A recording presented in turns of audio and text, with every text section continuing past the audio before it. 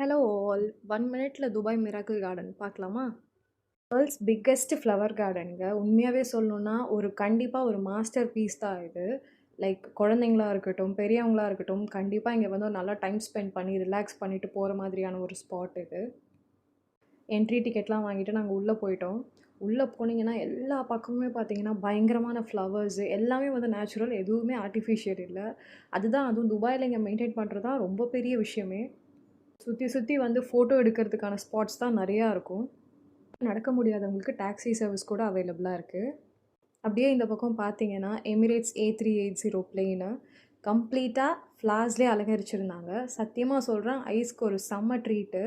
கண்டிப்பாக துபாயில் இருந்தீங்கன்னா ஒரு மஸ்ட் விசிட் ஸ்பாட்டுங்க.